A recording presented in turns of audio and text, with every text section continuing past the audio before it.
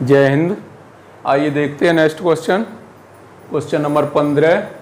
यदि एक समषट्भुज की दो आसन्न भुजाएं, आसन्न भुजाओं का मतलब समझते हैं दो लगातार भुजाएं।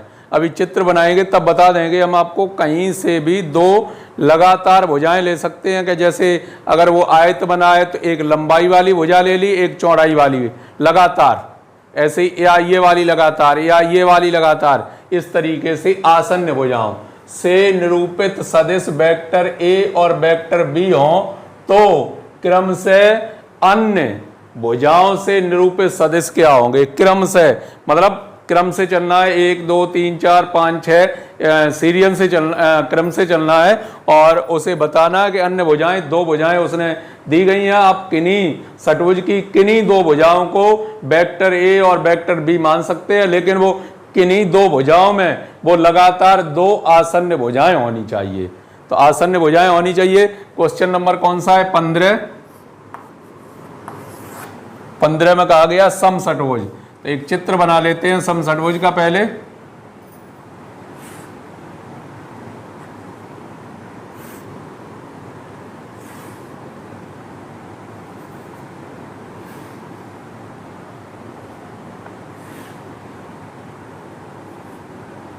शुरुआत कर दी, A B C D E F.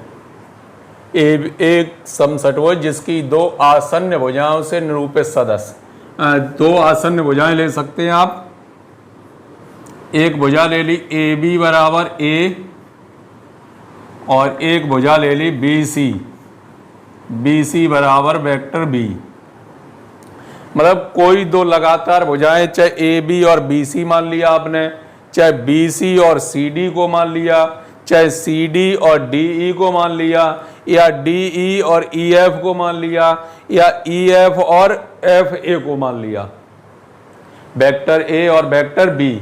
या फिर इस तरीके से क्लॉकवाइज भी मान सकते हैं, ए एफ को मान लिया वेक्टर ए, एफ ई को मान लिया वेक्टर बी। इस तरीके से भी चल सकते हैं और इस तरीके से, मतलब क्लॉकवाइज, एंटी क्लॉकवाइज, वामावर्त या दक्षिणावर्त, दोनों में से किसी भी प्रकार से घूम सकते हैं। और दो लगातार भुजाओं के लिए उसने स्थित सदिश दिए हुए हैं, वेक्टर ए तथा वेक्टर बी।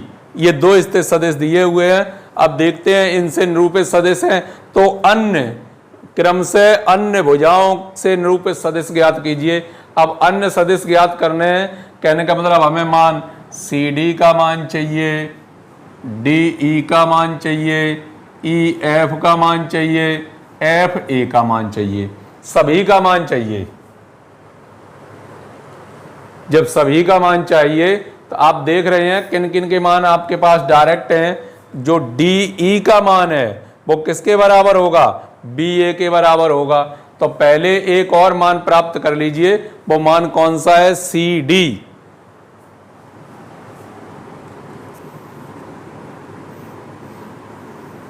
सी डी का मान। अब सी डी तक पहुंचने के लिए दूसरा कोई रास्ता ही नहीं है। सी से डी पर पहुंचने का कोई दूसरा रास्ता ही नहीं है। क्यों? अगर हम इधर से जा रहे हैं तो ये जंगल पड़ेगा, कहीं वन पड़ेगा, तो कहीं नदियां होंगी, तो कहीं पहाड़ होंगे, तो इधर से तो जा ही नहीं पाएंगे। ये अज्ञात रास्ता है, कुछ भी हो सकता है। तो अब ऐसी कंडीशन में अब क्या करना पड़ेगा? तो अब क्या करना पड़ेगा? इसके लिए इससे इसे मिला दिया, एक बिकड़ की सहायता ले ली, इससे इसे मिला दिया।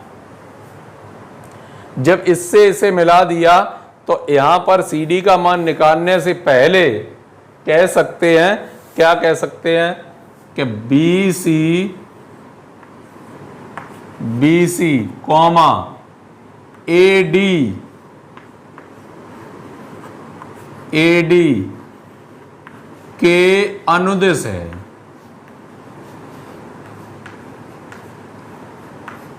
अनुदिश है बी सी ए डी के अनुदिश है। जो दोनों की जो दिशाएं हैं वो सेम है। इन दिशाओं की जानकारी अभी हम डॉट डॉट में दे रहे हैं आपको, जैसे ये मिडिल पॉइंट है, उसका ओरिजिन है, ओरिजिन से इसे मिलाया, इसे मिलाया, इसे मिलाया, इसे मिलाया, तो आप देख रहे हैं जब ये समषटभुज है तो पूरा चक्री क्रम होता है, और जब चक्री क्रम होता है तो चक्री क्रम में आप देखेंगे, चक्री क्रम में जब ये पूरा चक्री क्रम है तो चक्री क्रम सभी कोणों का जो योगफल होता है वो कितना होता है, 360 अंश। 360 अंश, तो हर किसी के हिस्से में कितना आएगा, हर किसी के हिस्से में कितना कितना आ गया, 60 60 हो गया। अब 60 आने के बाद इस कोण के लिए ये कोण, ये कोण, ये कोण, ये कोण 60 हैं, और ये दोनों भुजाएं कैसी हैं, बराबर हैं, तो ये भी कोण कैसे होंगे, बराबर बराबर होंगे, तो ये भी कैसे आएंगे, 60 आएंगे। जब 60 प्रत्येक आएगा तो त्रिभुज कैसा होगा, समबाहु त्रिभुज होगा, और समबाहु त्रिभुज की प्रत्येक भुजा बराबर होती है, समबाहु त्रिभुज होगा और समबाहु त्रिभुज की प्रत्येक भुजा बराबर होती है। जब बराबर होती है तो ये इसकी डायरेक्शन इसके बराबर है, तो जैसे ये बी है तो ये भी बी होगा, ये भी बी होगा, और ये बी होंगे, और इसके बराबर ये बराबर भुजा इसके बराबर है, तो ये भुजाएं जो हैं वो ये और ए और बी के मान आपस में बराबर हो गए। जब ए और बी के मान आपस में बराबर हो गए, कहने का मतलब जो एडी का मान होगा, वो जो एडी का मान होगा वो किसके बराबर होगा, 2BC के बराबर होगा। अतः एडी बराबर 2BC, एडी बराबर 2BC, और एडी का मान निकाला तो एडी का मान आया 1/2 vector, sorry 2 vector B, 2 vector B, ये आ गया एडी का मान। और जब एडी का मान प्राप्त हो चुका है, अब देखेंगे किसका मान चाहिए।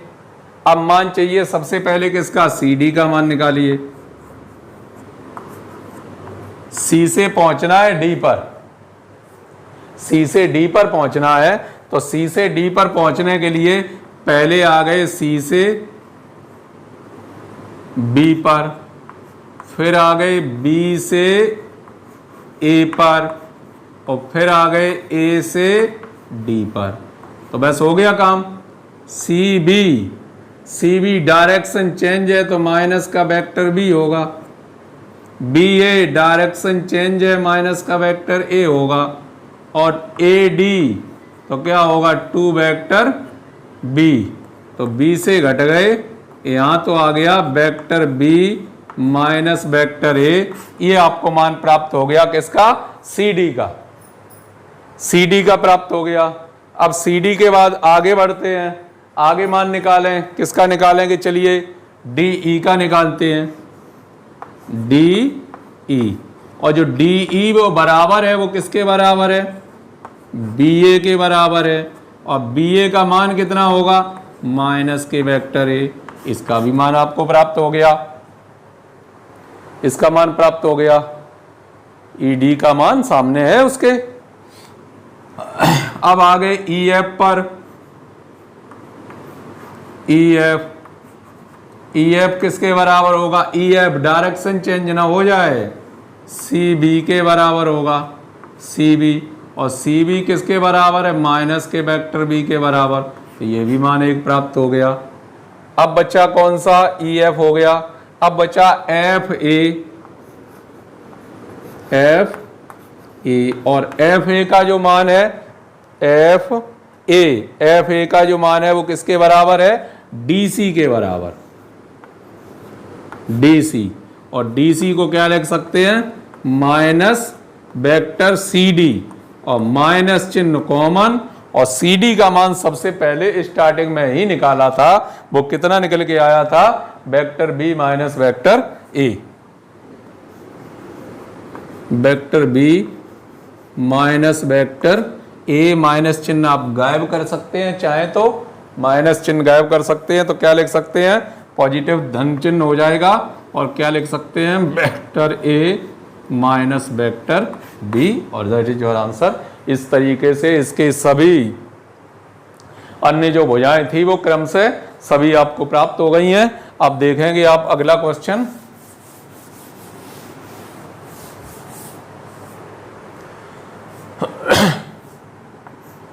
क्वेश्चन नंबर 16, क्वेश्चन नंबर 16, तो 16 को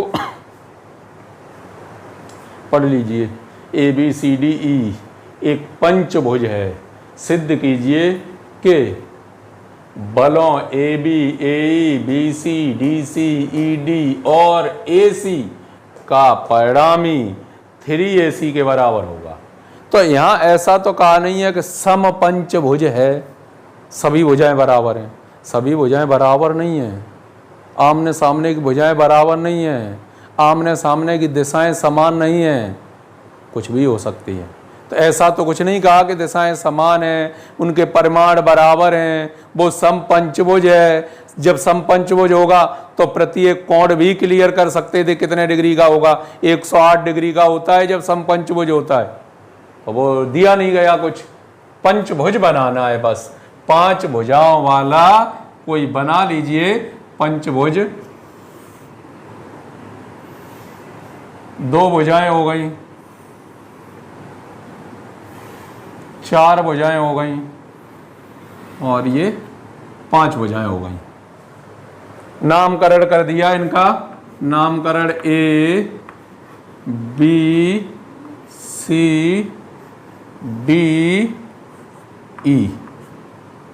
ऐसा कभी मत समझना कि ये भुजा इसके बराबर होगी, समांतर होगी, समान वेक्टर बन जाएंगे, ऐसा कुछ नहीं है, कहा ही नहीं है कुछ।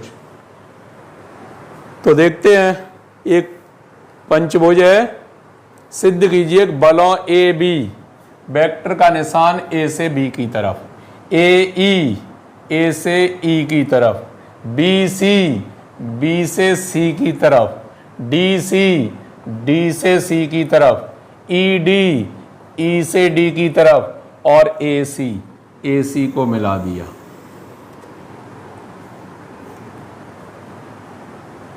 और AC का परिणामी 3AD के बराबर होगा, ऐसा सिद्ध करना है। तो यहां लिख सकते हैं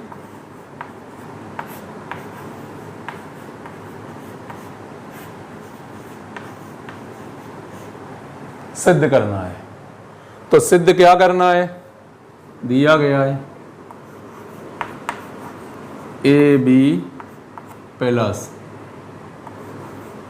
AE plus BC plus DC plus ED plus AC बराबर 3AC। 3AC के बराबर परिणामी पूरा सिद्ध करके लाना है कि टोटल जो मान होगा वो किसके बराबर होगा, 3AC के बराबर होगा। जब 3AC के बराबर होगा, left hand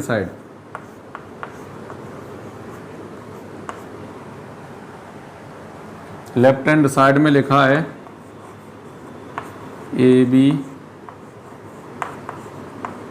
AE BC DC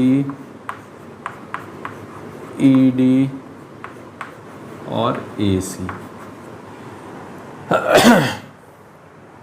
एक आपको मेथड जिसकी जानकारी दी गई है, वो एक मेथड था पेयर बनाने वाला या बॉन्ड बनाने वाला। एक बॉन्ड बनाने वाला मेथड बताया, एक बताया है कि चित्र के द्वारा आप रास्ता ढूंढ के वहां जा सकते हो, जानकारी वाले रास्ते से जाएंगे, आप अननोन रास्ते से नहीं जाएंगे तो जानकारी वाले रास्ते से जाएंगे। एक अब कभी कभी जब इससे आपको प्रॉब्लम हो, चित्र बना लिया, कभी कभी जब इस चित्र से आपको प्रॉब्लम हो तो आप दोनों मेथड मिक्स कर दो, और जैसे ही मिक्स हो जाएंगे समाधान मिल जाएगा। देखिए कैसे, यहां दिखाई दे रहा है हमें कि AB धन AC, AB धन BC किसके बराबर है, AC के बराबर। और इधर AE ED DC सबकी डायरेक्शन एक तरफ किसके बराबर है, AC के बराबर। हो गए 3AC। तो चित्र की सहायता बिकड़ क्यों नहीं तोड़ा, ये आप समझ गए होंगे कि जो आंसर चाहिए वो सभी बिकड़ के रूप में ही चाहिए। हर तरीके से हमें बिकड़ पर ही पहुंचना है। जब बिकड़ पर ही पहुंचना है तो आप ऐसा नहीं करेंगे कि जैसे ए बी का मान निकाल रहे हैं, आपने देखा कि हमें कहाँ जाना है, ए सी पर जाना है, तो आपने ए बी को लिखा ए सी धन सी बी। अरे क्यों लिखेंगे ए सी धन सी बी, लिख सकते हो, कोई दिक्कत नहीं है। तो ए सी जुड़ जाएगा सी बी, एक उसमें बी सी मिलेगा, बी सी आपस में कट जाएंगे। तो मेथड तो सब सरल है, लेकिन बिल्कुल इजी कौन सा है, वो दोनों जैसे ही मिक्स किए तुरंत आपको समाधान मिल चुका है। पेयर बना दी, ए बी का सहयोग कर दिया किससे, बी सी से पेयर बनाने के लिए, प्लस अब बाकी इधर से आओ ए ई के साथ किसे ले लें, ई डी, किसे लिखा पहले, फिर किसे लिख लें, डी सी, और लास्ट में क्या लिखा है, ए सी। तो आप देखेंगे ए बी धन ए सी पेयर बन गई है, ये हो गया ए सी के बराबर, और ये तीनों मिल गए, तीनों मिलके भी किसके बराबर हो गए, ए सी के बराबर, और एक ए सी पहले से लिखा है। टोटल जो आंसर होगा वो आंसर कवर होके कितना हो जाएगा, 3AC के बराबर, और ये रहा आपका उत्तर। हालांकि आप जो तरीके अपनाएंगे, जिस तरीके से तोड़ेंगे वो सब सही होंगे, लेकिन कभी ऐसा मत करना कि ए बी की जगह तुम जाओ कि ये भुजा इसके बराबर है, हम इसकी जगह ये रख दें या इसकी जगह ये रख दें। नहीं, क्यों नहीं, क्यों सम पंचभुज नहीं है। सम पंचभुज होता भी तब भी इनकी डायरेक्शन एक दूसरे से मैच नहीं करती हैं। अगर करेंगी तो उसमें कहा जाएगा सम षटभुज लिखा था, सम षटभुज लिखा था, यानी उसकी प्रत्येक भुजा परिमाण में समान है। जब परिमाण में समान है तो ऐसी कंडीशन में बनेगा तो उसका प्रत्येक आंतरिक कोण, केंद्र वाला कोण प्रत्येक के खाते में जैसे 60-60 आएगा, और जो बाह्यतः कोण होगा वो 120 होगा, तो वो भी 60-60 ही कवर होगा। तो इस वजह से वहाँ आमने सामने की भुजाएं एक दूसरे से कैंसिल हो गई या एक से दूसरे में परिवर्तित हो गई। यहाँ ऐसा कुछ नहीं हो सकता। ठीक, आपके समझ में आ गया होगा। बढ़ते हैं नेक्स्ट क्वेश्चन की तरफ, उससे पहले मिटा देते हैं इस प्रश्न को।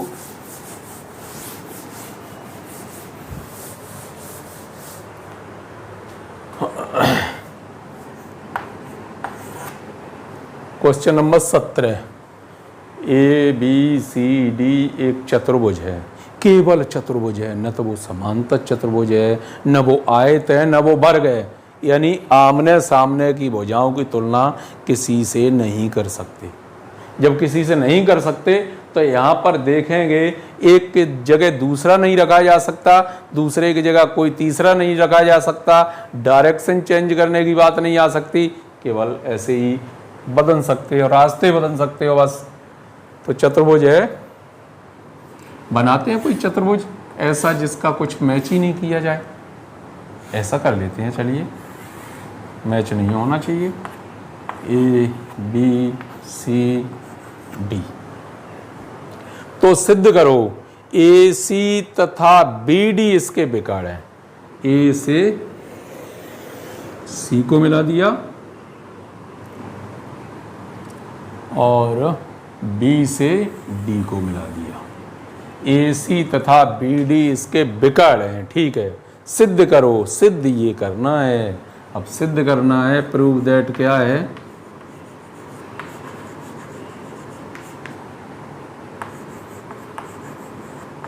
ए बी प्लस डी सी बराबर A C plus D B.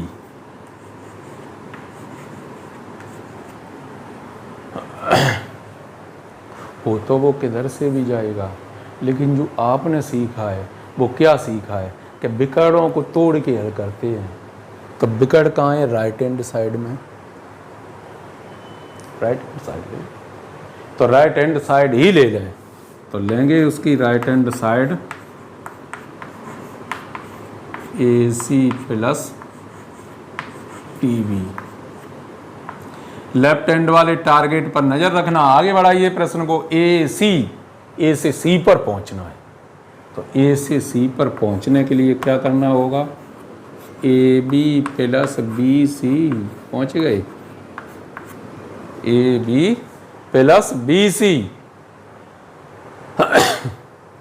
D B, D से बी पर पहुंचना है, तो D C plus C B. इस बारे में हम आपको कई बार जानकारी दे चुके हैं कि जब ये अननोन रास्ते हैं तो जब आप ए सी का मान निकाल रहे हैं तो इधर से जाना है, और डी बी का मान निकाल रहे तो इधर से आना है, जिससे बी सी और सी बी आपस में कट जाए। अगर एक में इधर से जाओगे, एक में इधर से आओगे, तो बाद में कन्फ्यूजन होगा कि अब इसका क्या करें, इसका क्या करें, और आमने सामने के न तो वो समांतर हैं, न वो आपस में अनुदिश हैं, न वो परिमाण में समान हैं, तो कुछ नहीं हो सकता, इससे ये कट नहीं सकता। तरीका चाहे चक्री क्रम में फंस जाएं, वो एक अलग बात, चक्री क्रम निरूपित करने लगें तब आप वहां से उसे कवर करें, लेकिन एक दूसरे से चेंज नहीं कर सकते, एक दूसरे की डायरेक्शन नहीं बदल सकते, ऐसा कुछ भी नहीं कर सकते। तो जब इधर से AC का मान निकाल रहे थे, इस रास्ते से जा रहे थे, जैसे तब इस रास्ते से जा रहे थे, और जब DC का मान DB का मान निकाला तब इस रास्ते से आए। एक बार ये रास्ता, एक बार ये रास्ता, कैंसिल कैंसिल, तो कैंसिल कौन कौन सा हो गया? ये तो बच्चा है ए बी प्लस, यहाँ लिख देते हैं, चलिए बी सी लिख दिया एक बार, प्लस डी सी और माइनस का बी सी, डायरेक्शन चेंज हो गई है उसकी, तो क्या आया? A B plus D C, left hand side answer. एकदम इजी प्रश्न, कोई दिक्कत नहीं, ठीक, ज़्यादा कठिन नहीं है, केवल चेंज करने की बात है, विकर्णों को तोड़िए, सॉल्व हो जाएगा।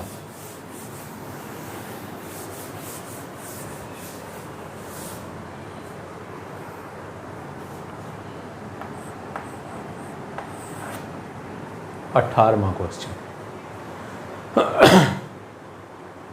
ABC एक त्रिभुज है, भुजा BC का मध्य बिंदु D है, भुजा BC का मध्य बिंदु D है, सिद्ध कीजिए कि AB धन AC बराबर 2AD, AB धन AC बराबर 2AD। तो ABC एक त्रिभुज है, चलिए बनाते हैं त्रिभुज।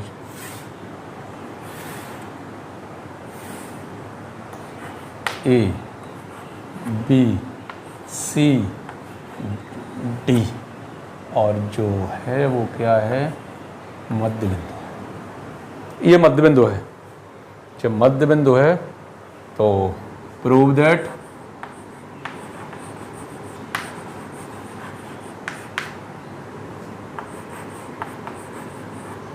AB प्लस AC बराबर 2AD। आगे चल के तो ये एक थ्योरम का काम करेगी, आपको एक प्रॉपर्टी मिल जाएगी कि जब डायरेक्शन सेम हो और मध्य बिंदु के अंतर्गत जो उनका खंड से अलग अलग खंड हो रहे हैं, दो खंड हो रहे हैं, एक रेखा खंड को दो बराबर भागों में जब बांटा जा रहा है, तो निश्चित रूप से ये सूत्र के रूप में काम करेगा, AB धन AC बराबर 2AD।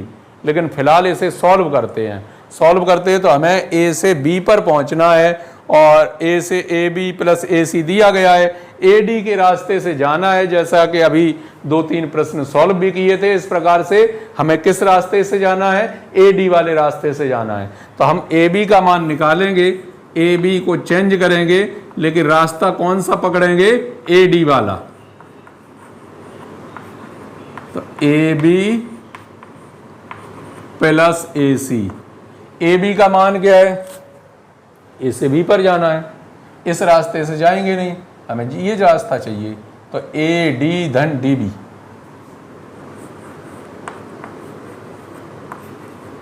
AD धन DB, D से B की तरफ पहले आएंगे, इधर से इधर आना है, तो पहले इधर आएंगे, फिर यहाँ से इधर को मुड़ेंगे, समझ गए होंगे, इधर से इधर को मुड़ेंगे, प्लस AC ए से सी पर पहुंचना है तो क्या करना है, ए डी प्लस डी सी।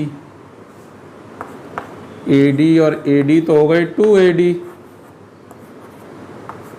और यहां बचा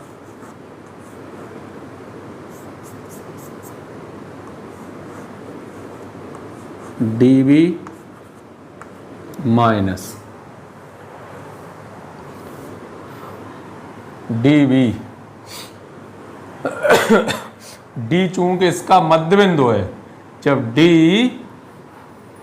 कॉमा BC का मध्य बिंदु है,